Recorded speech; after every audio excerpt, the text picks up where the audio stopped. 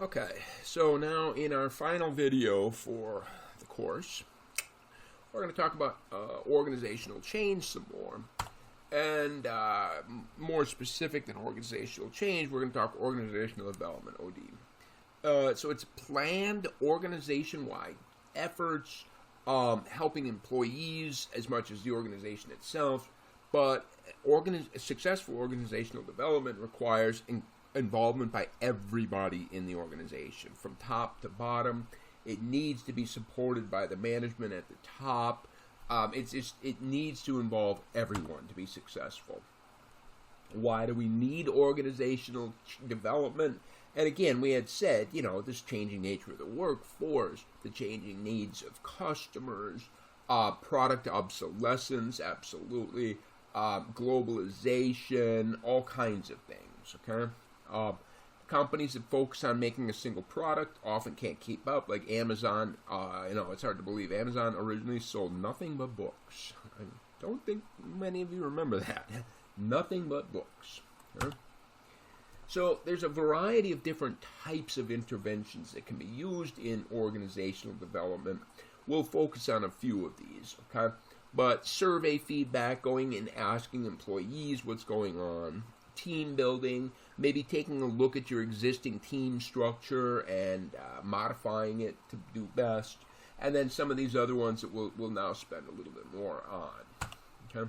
Total quality management emerged in the 1970s in the Japanese businesses. All right, the Japanese companies like Toyota and Honda really sprung from nothing. They really sprung out of thin air into global superpowers. And much of it was the Japanese industries focused so heavily on their management and organization, the organization of their organization, the development of their organization, shall we say? Okay, so total quality management. It's the employees are very involved in the quality of an organization. Okay. It's a management approach for an organization centered on the quality based on the participation of all members, long-term success through customer satisfaction.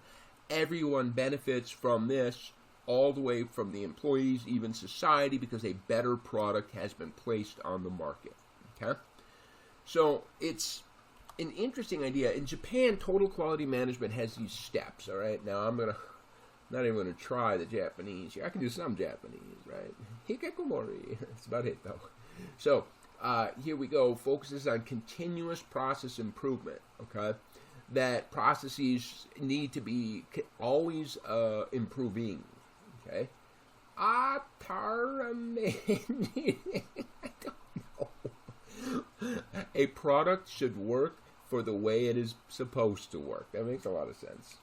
Examining the way the user applies the products should lead to an improvement in the product. Yeah, this is the thing. And one of the topics that could have been included in an IO course would be human factors. And human factors is really what this Kansei is all about.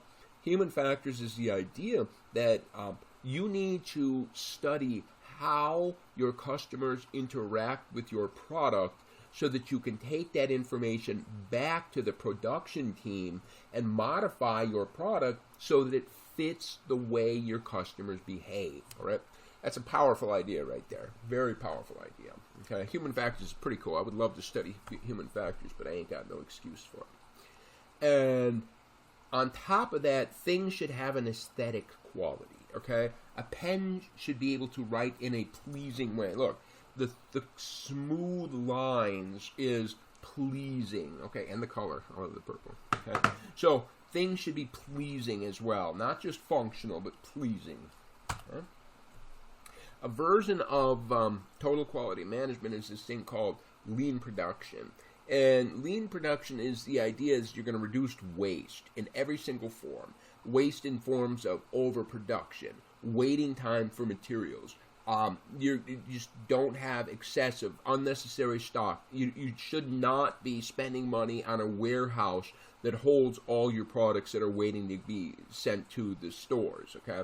So you should try to be real lean. And so they had this thing called just-in-time production. And so the idea is you should be able to get from your suppliers exactly the quantity of input you need.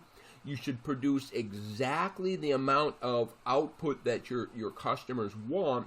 Your customers should very efficiently take it directly from your factory to their stores. And it is sensible. It's a good way to cut a lot of waste and excess costs. But look at that, 2002, a dock strike, and I mean we saw this throughout the COVID pandemic with supply chain issues. Okay, so companies that are trying to even vaguely look like just-in-time production were just crippled because they just could not get the inputs they needed. So therefore, and so there was all kinds of problems with all kinds of things going on. Okay. Another intervention that can be used for organizational development is gain sharing or profit sharing. We briefly mentioned this before, but what you're going to do is you're going to pay a bonus based on productivity. And so what you're going to do is if the employees participate in the system and feel that they are being rewarded fairly, it can create a lot of different changes like organizational commitment, trust with management. So you can change your entire organization in some ways by simply giving them profits, sharing in the profits rather. Re-engineering, on the other hand, is a way of rethinking the processes that you use for production. It could be as simple as changing, maybe, if we did production in a different sequence, right? Or there's new machinery that can do one stage better or more efficiently. So these simple things, but often it includes new programs.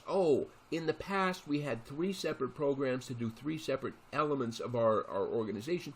Now there's this one that will do many of them. Okay, so that is the goal of many organizations. I mean, it ought to be to get all production or all processes down to one computer system. Not, God, you have no idea how many computer systems I have to deal with at Texas Wesleyan, and they're all doing, and they don't coordinate with each other at all because they're all based on different companies, and Canvas is just one of them. Okay, God, there's a lot of them. Okay, all right. An intervention could also be to rethink the actual structure of the organization. So there's a variety of different organizational structures that might be used, and they have some benefits and they have some drawbacks. Okay, so here we've got a functional organizational structure where what you're going to do is you're going to take your manufacturing department, your marketing department, your research development, and then I guess I have another manufacturing. That should be VP of Finance or something, shouldn't it? Finances. Whoops. All right. I'll have to fix that, don't I? All right. So as you can see here, then, industrial products versus consumer products, industrial versus consumer, industrial versus consumer, industrial versus consumer. Okay. And then maybe north versus south and north versus south. Okay. So it's one way to do it. You tend to not duplicate labor, but in this kind of a structure, there's, by the time you get down to the South region manager of VP, they have absolutely no connection to the North region manager of manufacturing. And if they ever have any reason that they need to have coordination, it's awfully hard because you have to go up multiple levels before there's any. You don't have any interaction until you get all the way up to the level of the president and CEO. Okay, that's problematic. Here we've got an organizational structure based on products, and so we could have the vice president of product A, B, and C, and then you could set your manufacturing, finance, marketing, research, R&D, etc.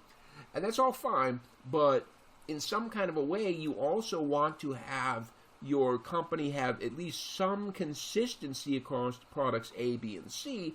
And A, B, and C are almost completely and utterly independent entities here. Okay, and it is an issue because research and development for product A probably has some similarities with research and development for product B. There's got to be some if you're in the same corporation, all right? You're probably making electronics or something, and here's cell phones, and here's laptops, and here's tablets, right? There you go.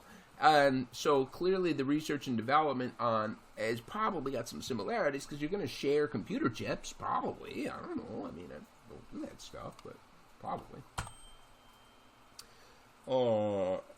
Yes. So, yes, and you find, there we go. Now, in a matrix organizational structure, it's very efficient. I mean, you've got good interaction. So you've got a vice president of manufacturing, marketing, research, development, and finance, and a coordinator for each of these products, and therefore you've got these overlaps. And so absolutely there's so much interconnection between these that you'll have very good communication and good sharing of resources. Okay? So it encourages a lot, but the complexity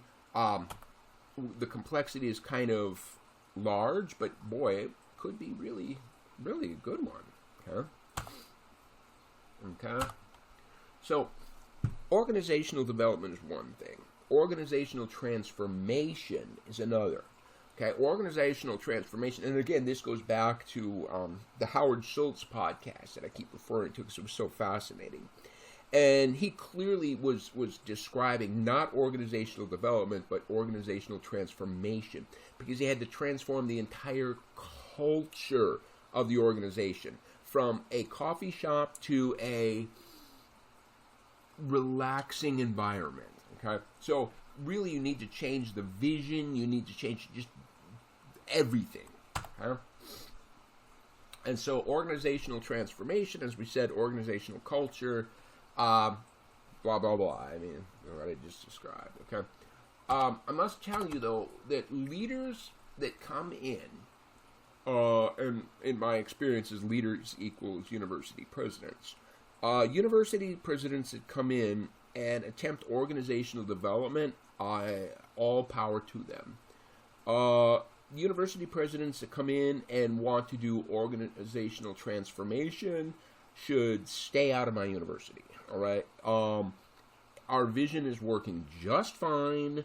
Yes, we need to tweak. We need to be more efficient. We need to do these things, organizational development mandates, but we do not need to transform what we're doing. So, organizational culture, yeah. So, the PSYOP top 10 trends, 2 of them are related to this issue here, right? How do you keep your organizational culture moving? Workers are working in person, remote, hybrid, internationally. How can you keep your organizational culture? How can you keep everything in place?